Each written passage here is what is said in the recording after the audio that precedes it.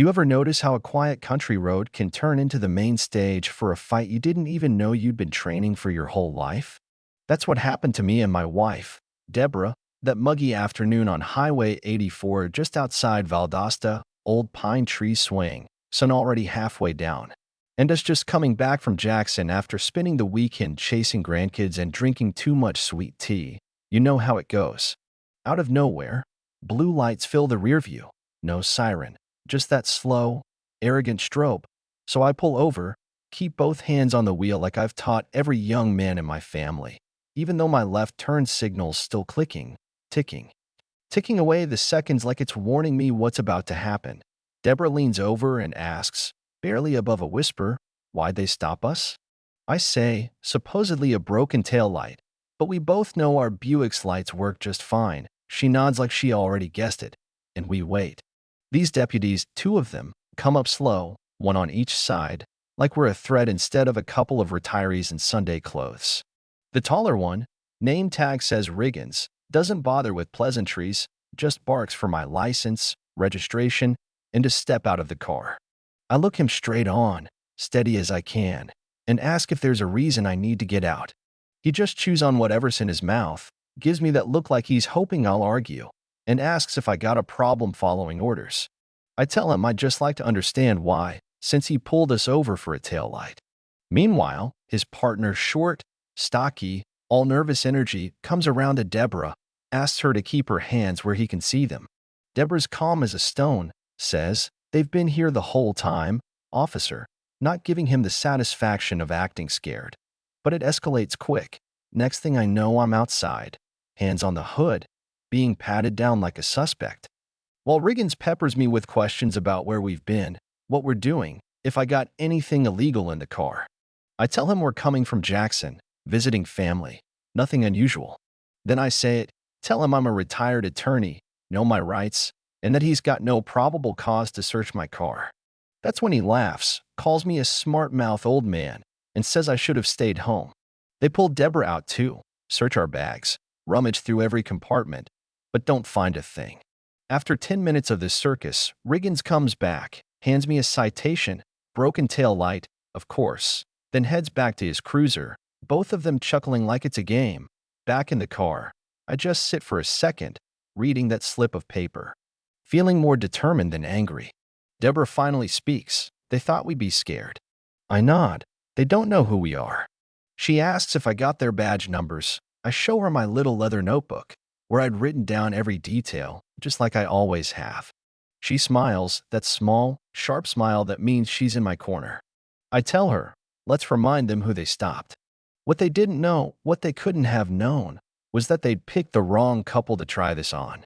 See, I didn't pull out my phone, didn't shout, didn't record video, but I wrote it all down by hand, every word, every minute.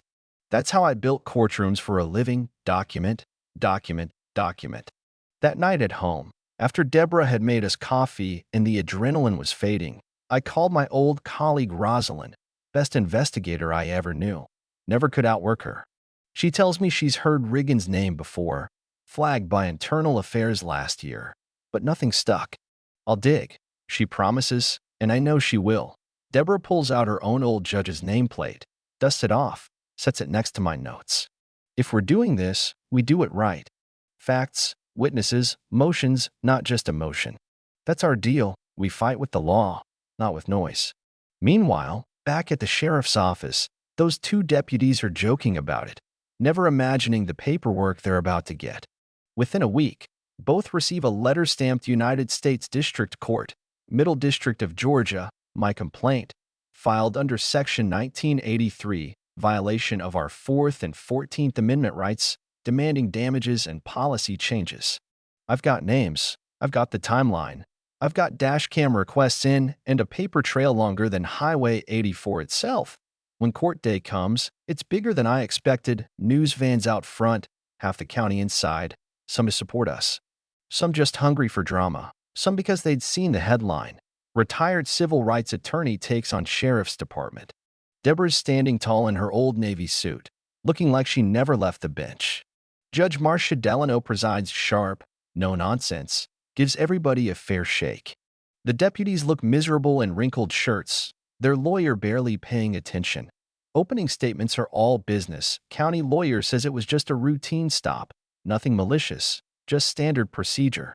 When it's my turn, I stand. No theatrics, just tell the truth. We were pulled over without cause, searched without reason, and insulted without consequence. This isn't about inconvenience, it's about dignity, about how little violations pile up until folks just stop asking questions. The judge nods, pen tapping softly. Then comes the evidence, my notes, the dash cam footage Rosalind got, showing our tail lights working just fine minutes before the stop. We subpoena gas station security cam, confirm the timeline. Rosalind even finds 2 prior complaints against Riggins and Nash, both dismissed, both showing a pattern. The best twist? Deborah had quietly drafted the complaint with me and coordinated legal aid for 3 other families who'd faced similar stops that month. Turns out we weren't alone. Her old courtroom experience shines when she cross-examines Nash, cool, direct, just facts. Riggins gets called to the stand, sweating through his shirt, stumbling over answers as I play back his own words from my notebook, then drop the inspection report from our mechanic verifying the car was in perfect condition. By now, the room is with us. People lean forward every time I speak. No anger, just that slow, relentless build that comes when the truth won't stay buried. By the end of day 3, it's obvious. This isn't just about us anymore. The judge returns after a short recess. Everyone's silent. She reads her ruling. Both deputies suspended without pay pending further review. Public apology required. Department ordered to pay damages, $125,000. Let this serve as a reminder that badges do not grant immunity from accountability. Her gavel drops, and it's over, just like that. Riggins and Nash don't move. Sheriff Creedy walks out tight-lipped, and the news crews swarm. But I just take Deborah's hand, and we walk past them, heads high, hearts steady. Back home, the porch is quiet, 2 mugs of tea between us. Deborah asks if I think it'll change anything. I say probably not for them, but maybe for someone watching, someone thinking they were powerless. 2 weeks later, I'm standing in front of a class at Florida A&M's law school, sleeves rolled up, telling 20 students what really matters. Anger doesn't win cases, I say. Clarity does. Documentation, strategy, patience. The law isn't broken, it's just built with cracks. Your job is to find them and make them matter.